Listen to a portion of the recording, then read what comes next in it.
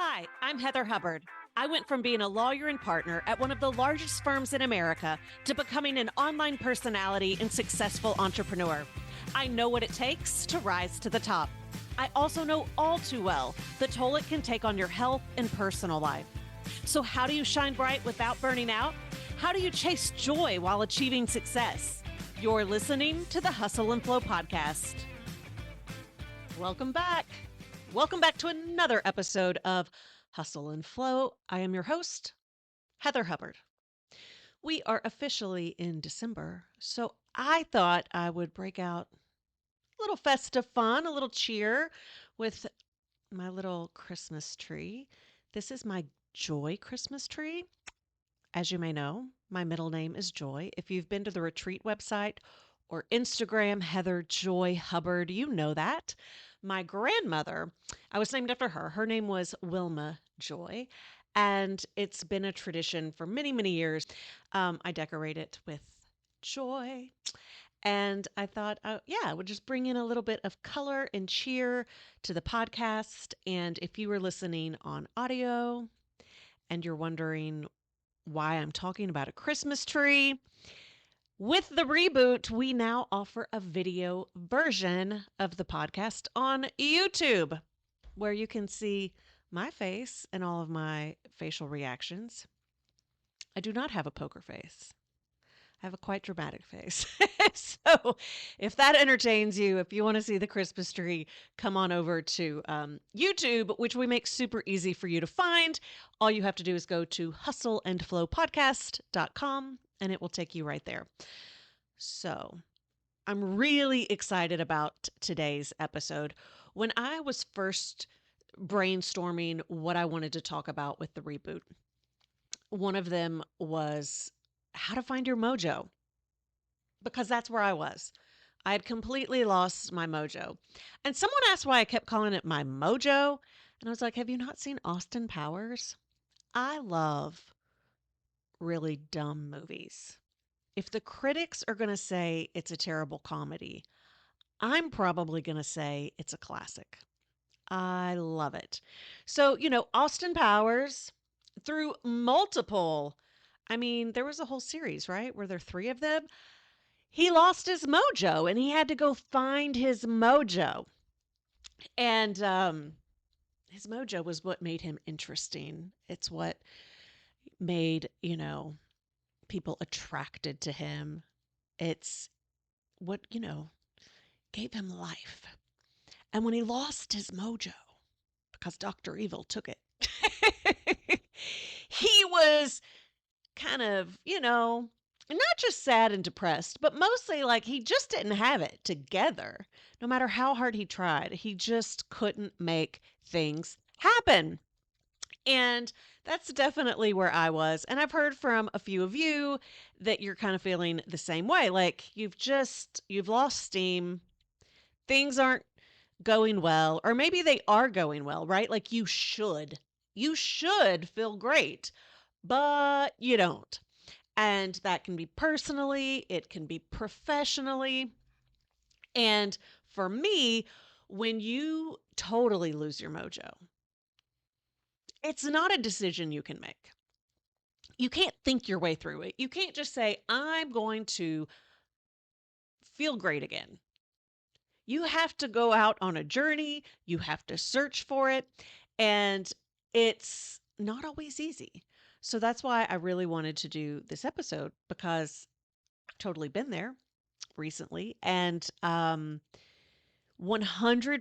not only feel better, but I'm having the best time of my life. And so if the steps that I took help you feel a little bit better, or maybe have the best time of your life as well, then I want to share these with you, because I am all about us all rising together, us all feeling great. So if you have lost your mojo, or maybe you just want to, up the ante, I think you're going to enjoy today's episode. So I have 4 steps for you. Now, there's really a lot. It's not like you are just going to do 1, 2, 3, 4 and everything is fixed. Like I said, it's a journey. But if you follow these 4 steps and you realize where you are in the process, I think it just makes it a lot easier. I did not have a blueprint. No one told me where I was in the process. It would have been nice if someone could have. And, for me, I was coming off of a health issue. And what I found, I'm going to call it interesting as opposed to infuriating, but you may be experiencing this as well, is they they just wanted me to not die. They didn't want to help me figure out how to live. And I feel like living is a really, really important piece. I mean, not dying, pretty great. But if I'm going to be alive, like, how do I feel alive? I actually went to MD Anderson. They were amazing. They really, just their care was phenomenal. But I did experience, and I've talked to other cancer survivors from lots of different facilities who have all said the same thing, which is like they just want you to be cancer free. In my case, uh, they removed the left adrenal, my right atrophied, so we had to like get it to come alive so that I wasn't going to possibly die on that end. But all they really cared about was, is your right adrenal working again such that you can live on your own without steroids? Like, so the tumor's not going to kill you. You're now not going to die of an adrenal, crisis because you don't have any working. You're good. You're good to go. Even though an adrenal tumor totally wreaked havoc on my body and my mind.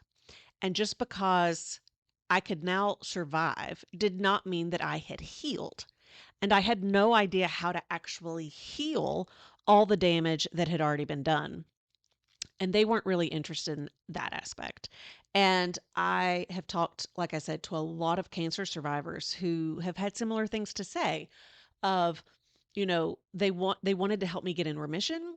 They wanted me to be cancer free, but how I then lived, how I repaired all the damage that had been done by the cancer and the treatments to get cancer free, there's not a lot of help there. And I think it can be really frustrating. It can be really hard to know where to turn.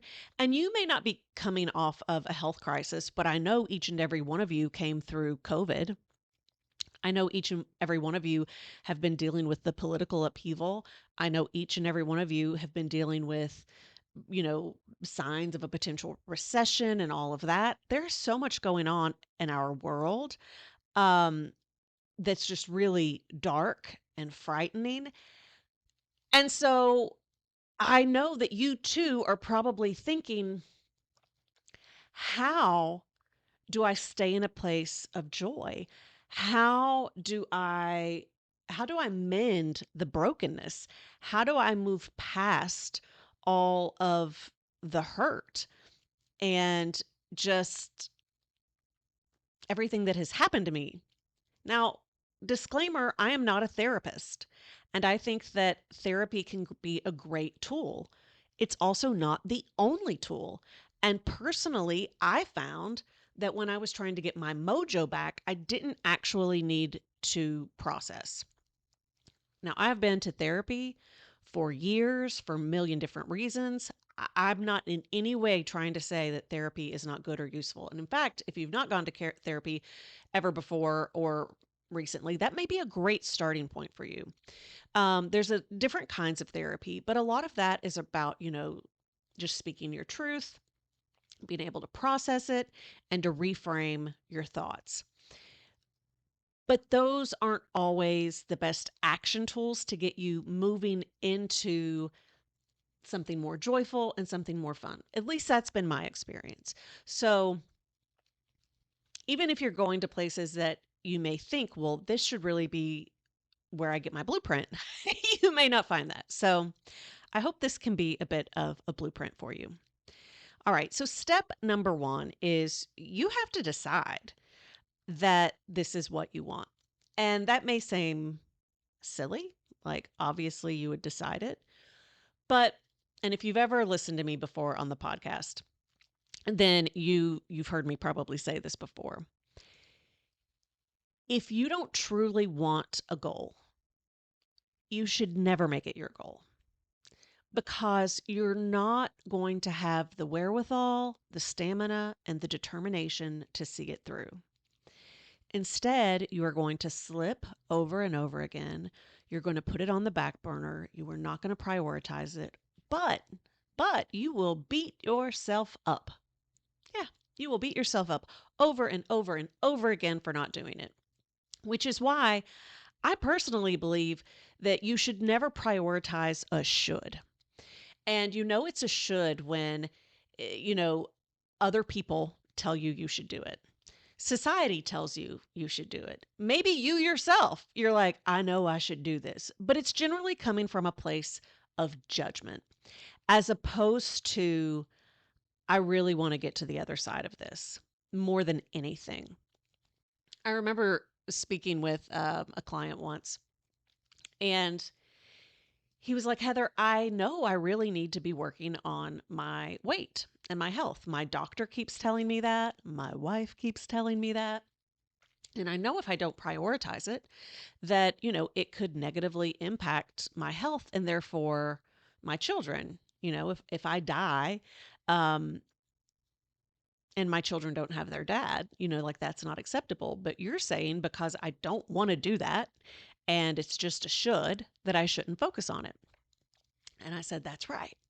And he was like, so you think I should just totally be cool with what I'm doing, and if I leave my children without a father, like no big deal. I was like, I'm not saying that.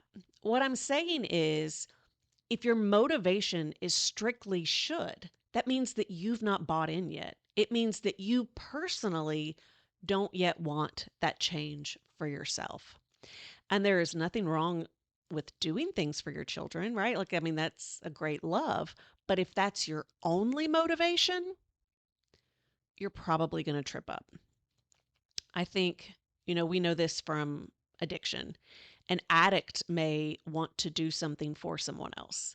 They may want to stop because they love someone, but the love for that person is not enough. It's not enough to actually carry you through on that goal. You have to want it for yourself. Now, wanting it for someone else can be another reason and another motivation. But if that's the sole reason and the sole motivation, you are setting yourself and them up for failure because you're making them believe, oh, I'm doing this for you. And then when you don't, what message are you sending them? Right? Like you actually were not enough.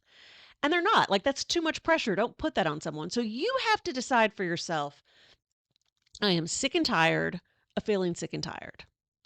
And no matter what, I am committed to figuring out how to move past this. And, you can have a million different reasons why you are not in that space and you are not ready. And that is okay. When I was dealing with my tumor, my it was impacting parts of my brain where literally I could not change the way I was thinking about certain things. And I was not in a space to make things better. Um, and so one thing that a therapist did help me with was she helped me change my baseline expectations of it. I can't look at what my body or my brain did before. I have to look at what is it capable of now. Again, because I was expecting things it could not do. And depending on, how long you've been feeling the way you're feeling, and if it is something that is truly medical, and that can include a mental illness. And I think a lot of times when we talk about mental illness, we think, of someone who's like certifiably insane. No, there are so many different types of mental illness, and it does not mean that you cannot also have a mental illness and be a highly successful professional.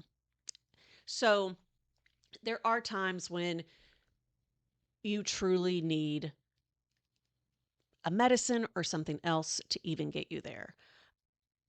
What I was dealing with, a medicine wasn't even going to help. So just learning to be in the place that I was, knowing that I really wasn't going to be able to change a lot and just accept it, allowed me to have a place of surrender, which means my mojo was still gone, but I wasn't crying and kicking and screaming and hating my life every day.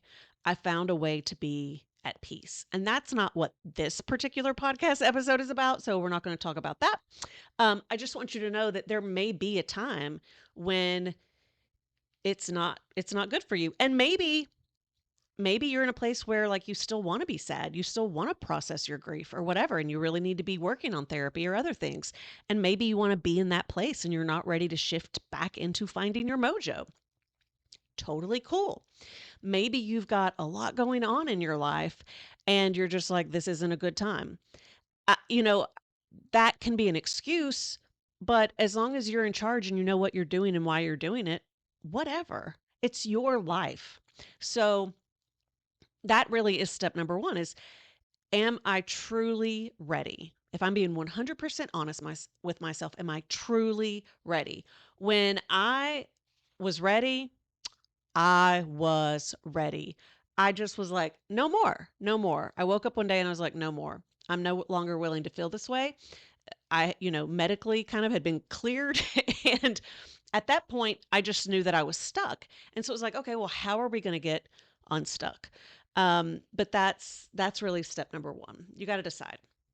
Step number two is you got to commit. So you may make the decision that you're committed, but making the decision that you're committed and staying committed are two totally different things, right? So when you commit to saying, I want to find my mojo again, or like, I want to feel more joy than I've ever felt in my life, that is not a byproduct of other things. You have to make that your goal. You have to make that your priority.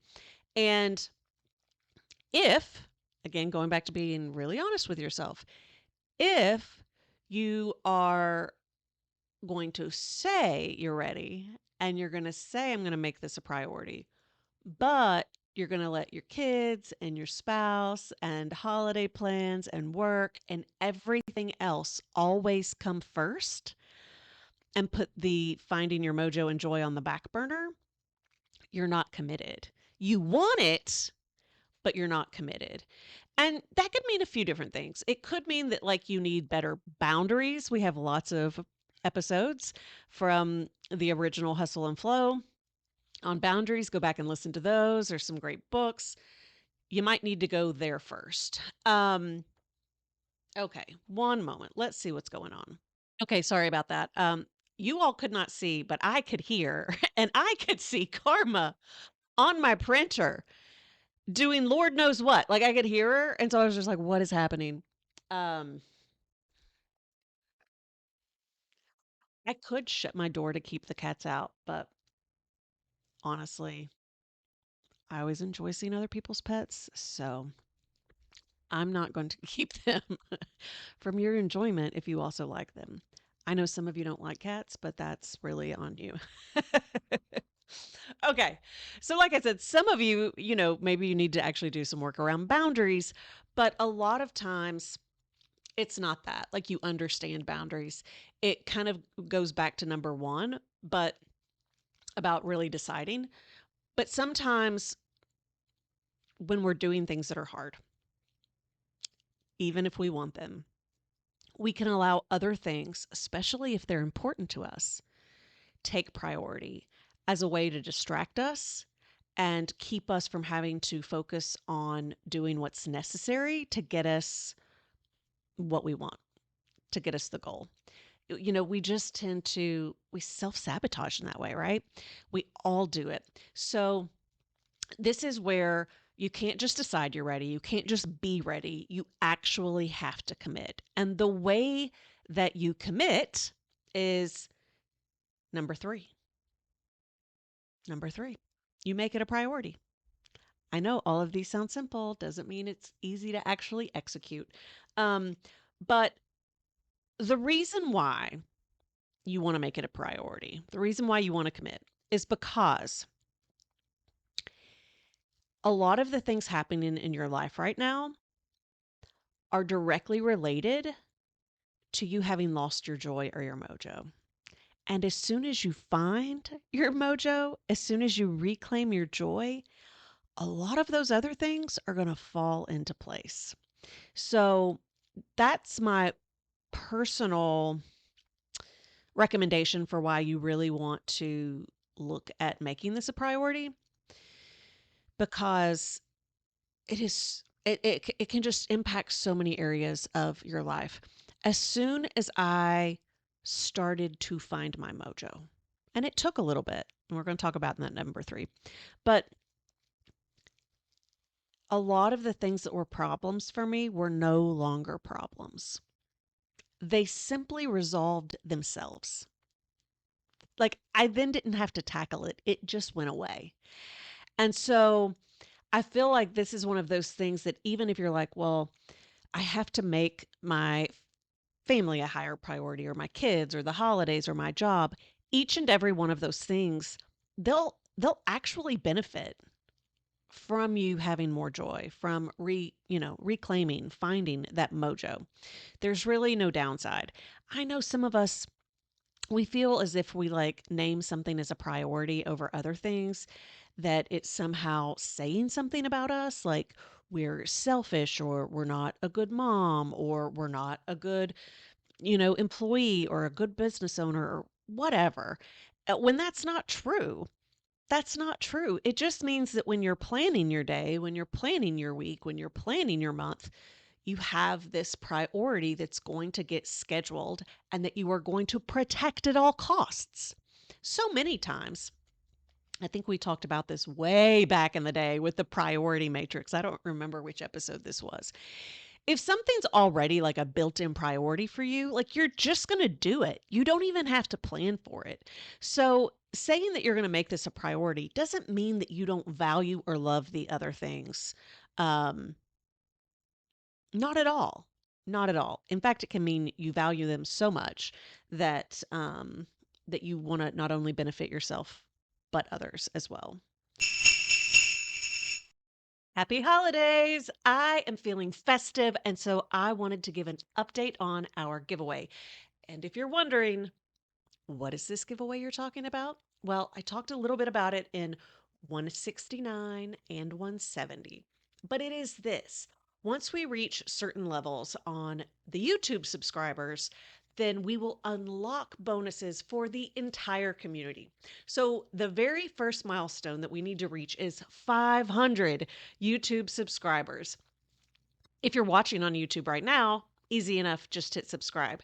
If you are listening on a podcast app and you're like, Heather, I prefer to listen audio only. I don't want to come over to YouTube. I don't want to watch a video. That's fine. You don't actually have to watch them every week, but if you subscribe, you still are going to help unlock these community bonuses, because you might still want to come over and watch that comedy showcase, which is about the differences that men and women experience in the medical industry, and specifically reproductive rights. So I think you're really, really, really going to like it. Um, but to up the ante, to encourage you to subscribe if you have not already. If you have, thank you. Thank you, thank you, thank you. I see you. I appreciate you. Thank you. So here's what we're going to do. Every single week, we will randomly pick a YouTube subscriber to get a free Hustle and Flow t shirt. And that's the only way you can get the t shirt. So if you're already subscribed, great, you're going to be in the running. If you have not yet subscribed, do so now. You might get a free t shirt and you'll help get us towards those milestones for the community bonuses. And, you'll always be in it. So the sooner that you actually get your name in the pool, the more likely you are to win a free t shirt. All right, that is the giveaway update. Let's get more YouTube subscribers. Thanks, y'all. So, what does it mean when you prioritize? Well, this is funny. I'm actually looking at my notes, and prioritize was not the word I put down for number 3. So, maybe commit and prioritize go together in number 2. Maybe. That's funny. I prioritize, that word is not even on here.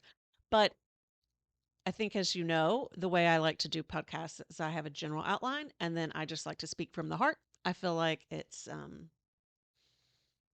more honest and more enjoyable. I hate listening to podcasts that are scripted. You totally know they're scripted, right? I I just find them so boring. But anyway, um, that's just my personal opinion. So number 3 is not prioritize. It's explore.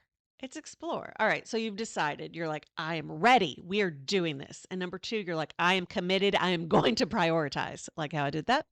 And then number 3, I'm going to be open. I'm going to be vulnerable and I'm going to show up. My job is not to do things well. My job is to show up. Like that's where you have to be. When you are trying to reclaim joy or find your mojo, like you're not in the best place, right? So thinking that you're suddenly going to go explore and do things and it's just going to be fun. I mean, maybe that will work for you. It did not for me. I feel like I went kicking and screaming into this experience, this process. And I mean, there was probably, I don't know if it was a few weeks or a few months. I don't remember, like, I don't remember where things shifted. I definitely think it was a process and it happened over time. But um, the beginning was not fun. It was not fun at all. In fact, um, when it would be like forcing myself out of the house. Um, some of this is going to feel like heavy work, hard work, which goes back to why you really have to be ready and 2, you're willing to commit and prioritize. So when you're exploring, you have to figure out what it is that will make you joyful, what it is that will make you happy. And good God, if we already knew that, we'd be doing it.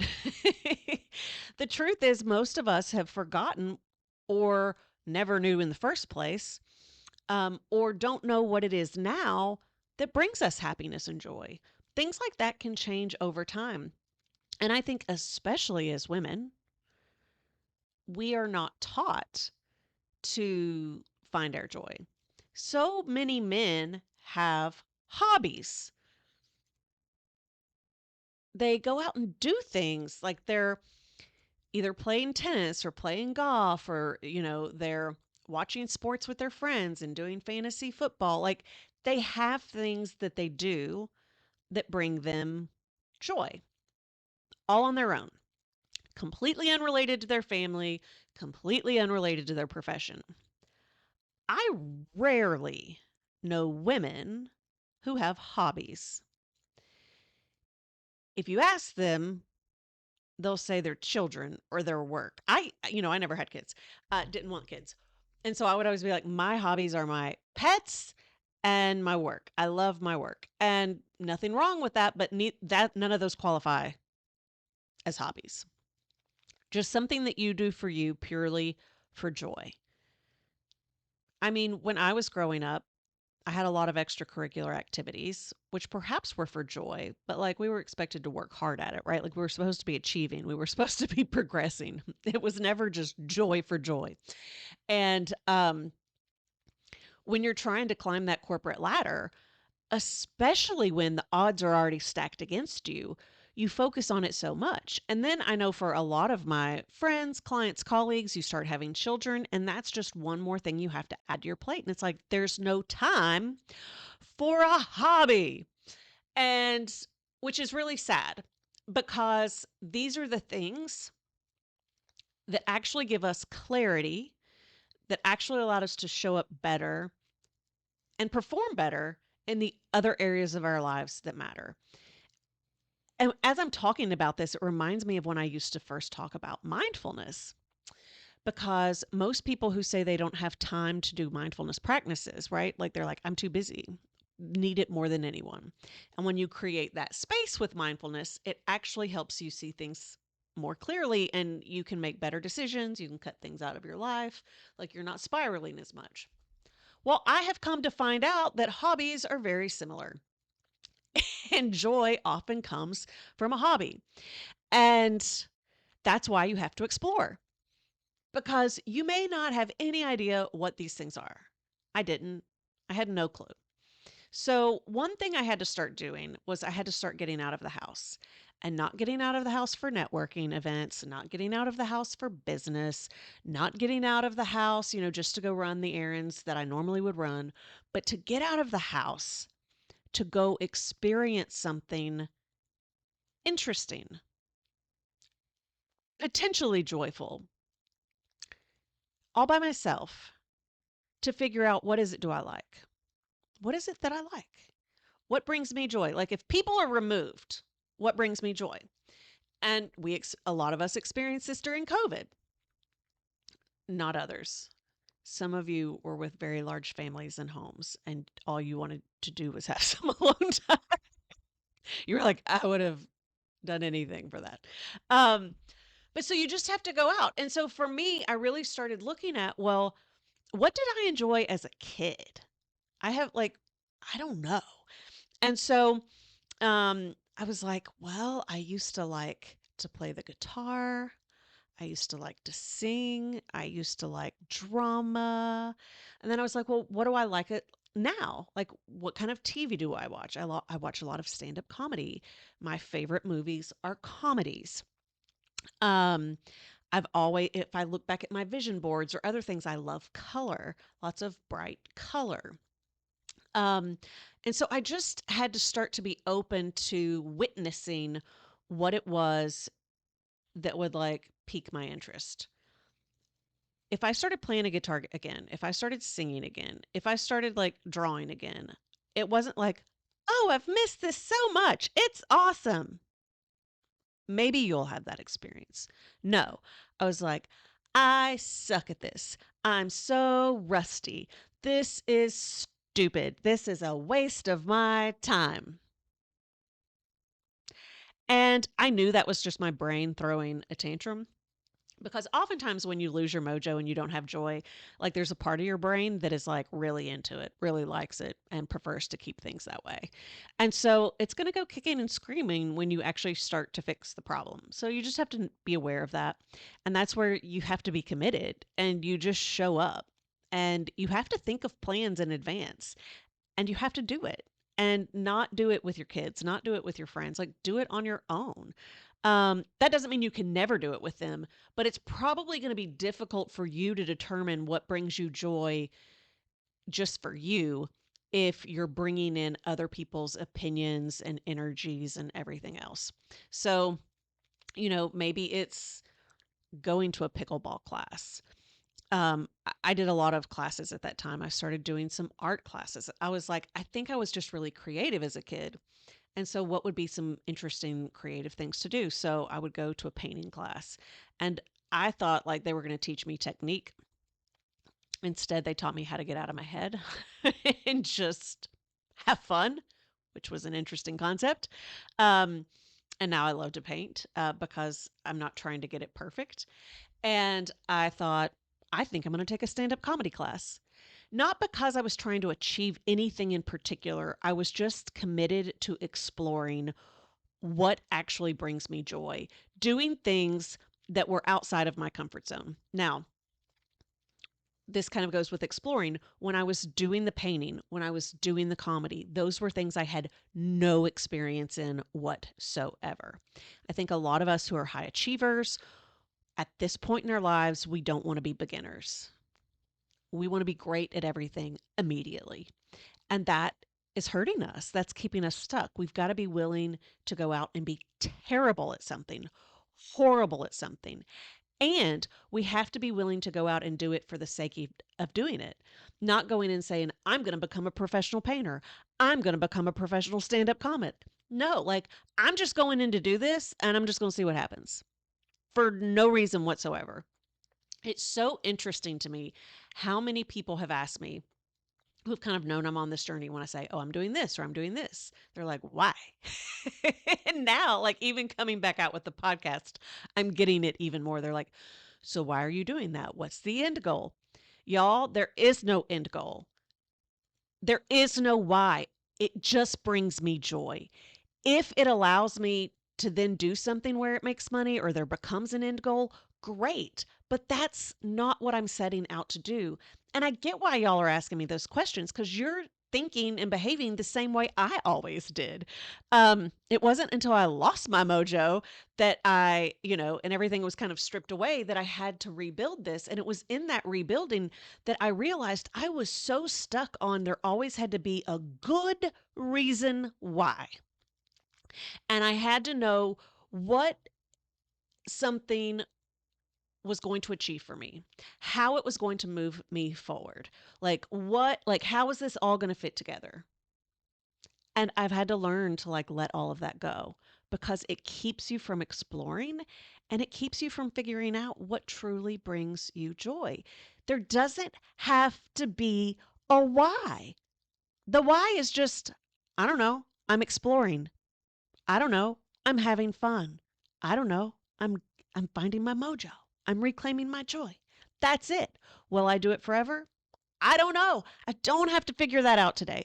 And so as you're exploring, I hope you remember that it's all about just doing new things. And when you do things like, for me, like painting and stand up comedy where I hadn't done it before, it really does something to your mind.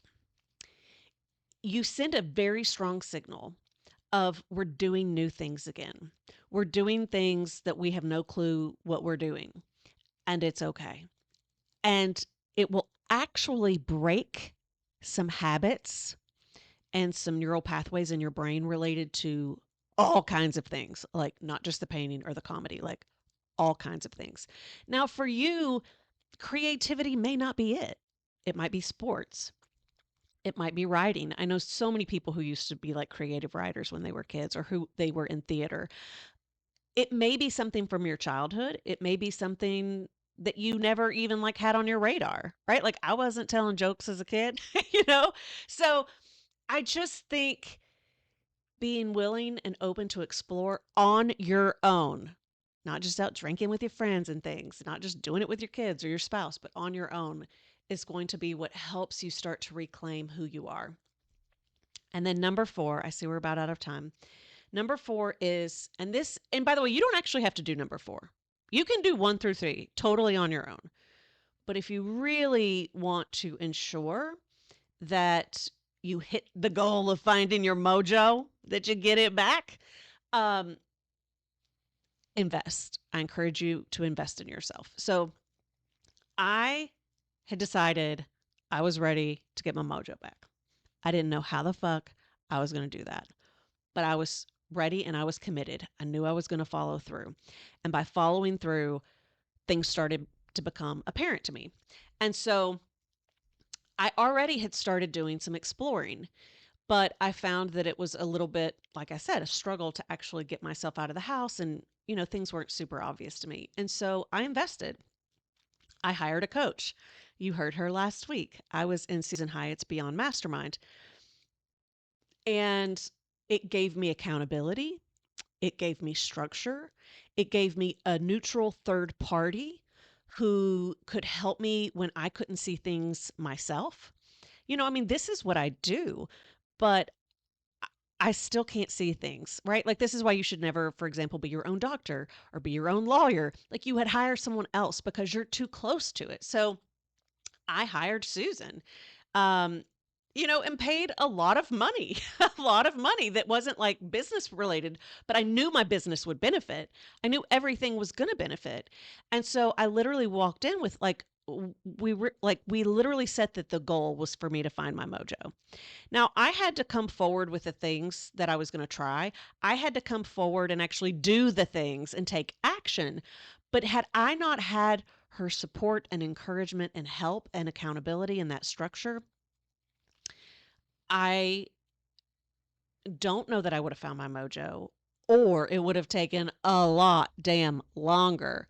And there is nothing more valuable than finding your mojo. So whether it's investing in a mastermind, a coach, maybe it is a therapist. Y- you know, I really do encourage you that if you want to go faster and you want to make sure that you don't fall off, that you do invest. The retreat that I'm leading in February is a great retreat if you wanted to invest with me. Again, I'm not saying that's the only way to do it. There's a million different ways to invest. But 100%, it's part of like what we'll be doing with the retreat. It kicks off the first week of January. There is 7 weeks of very intentional prompts to help you feel like to really get a feel for what you want out of life, not just like brainstorm what you want.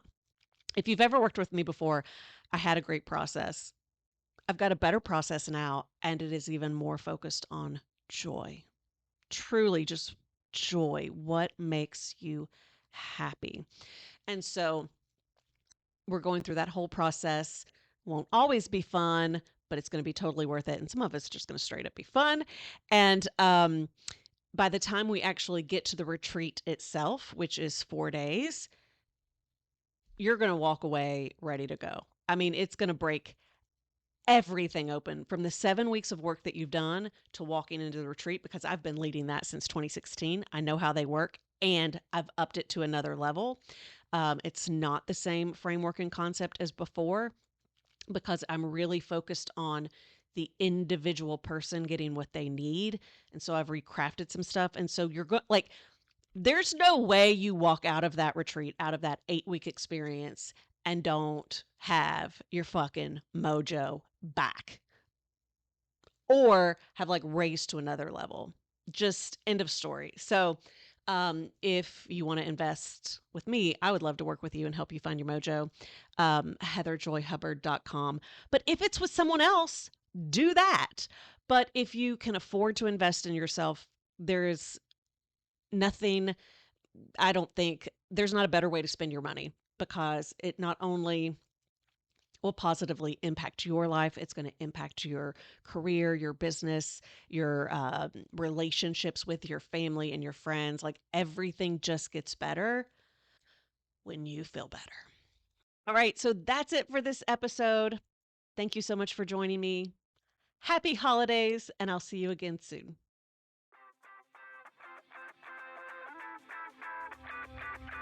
Thank you so much for joining me for this week's podcast. If you're watching on YouTube, give the episode a like and leave a comment below so we can keep the conversation going. Also, be sure to subscribe to the channel so you never miss a future episode or announcement. Listening on Apple, Spotify, or another podcast app, you can watch the video and join in the after show conversation by visiting hustleandflowpodcast.com.